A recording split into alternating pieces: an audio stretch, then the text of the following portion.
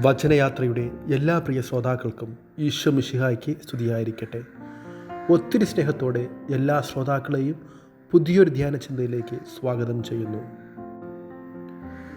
വിശ്വാസത്തെക്കുറിച്ച് കുഞ്ഞുനാളിൽ കേട്ട വലിയൊരു ചിന്ത നിങ്ങളുമായി പങ്കുവച്ചുകൊണ്ട് ഈ ധ്യാന ചിന്ത ആരംഭിക്കുവാനാണ് ഞാൻ ആഗ്രഹിക്കുക.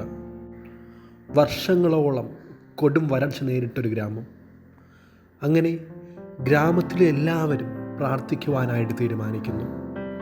നിശ്ചയിച്ച ദിവസം, നിശ്ചയിച്ച സമയം ഗ്രാമത്തിലുള്ള എല്ലാവരും പ്രാർത്ഥനാലയത്തിൽ ഒരുമിച്ച് കൂടുവാനായിട്ട് കുടുംബസമേതം വന്നുകൊണ്ടിരുന്നു. കൂട്ടത്തിലൊരു കൊച്ചു പെൺകുട്ടി മാത്രം കയ്യിലൊരു കുടയുമായി പ്രാർത്ഥനാലയത്തിലെത്തി.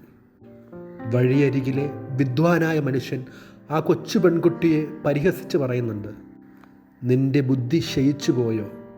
ഇത്രയും കൊടും ചൂടിലും എന്തിനാണ് നീ ഈ കുടയുമായി വന്നത്? ആ കുട്ടി നിഷ്കളങ്കതയോടെ അദ്ദേഹത്തെ നോക്കി പ്രകാരം പറഞ്ഞു, ഞാനിവിടെ വന്നത് മഴയ്ക്ക് വേണ്ടി പ്രാർത്ഥിക്കുവാനാണ്. സ്നേഹം നിറഞ്ഞ ശ്രോതാക്കളെ, ഈ കൊച്ചുകുട്ടിയുടെ ഈ വലിയ വിശ്വാസം തന്നെയാണ് ഇന്നത്തെ സുവിശേഷ ഭാഗത്തും നാം കണ്ടുമുട്ടുക.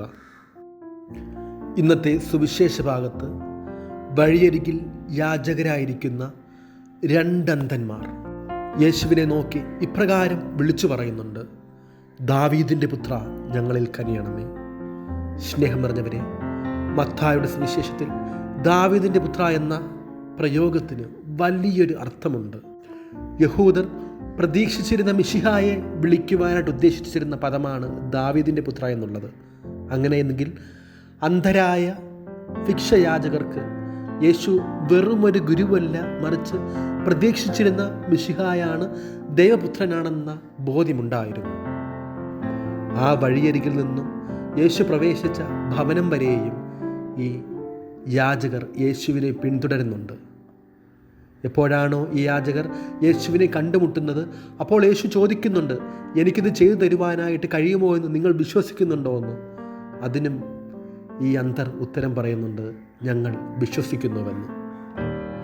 സ്നേഹം നിറഞ്ഞ ശ്രോതാക്കളെ, എന്താണ് വിശ്വാസമെന്ന മഹത്തായ വലിയ ചോദ്യത്തിൻ്റെ രണ്ട് ചെറിയ ഉദാഹരണങ്ങളാണ് ഞാൻ ആദ്യം പറഞ്ഞു വച്ച കഥയിലൂടെ പ്രാർത്ഥിക്കുവാനായി കുടയുമായി ചെന്ന പെൺകുട്ടിയും ഇന്നത്തെ സുവിശേഷത്തിലെ രണ്ട് അന്ധയാചകന്മാരുടെ വിശ്വാസ പ്രഖ്യാപനവും നമ്മെ പഠിപ്പിക്കുക.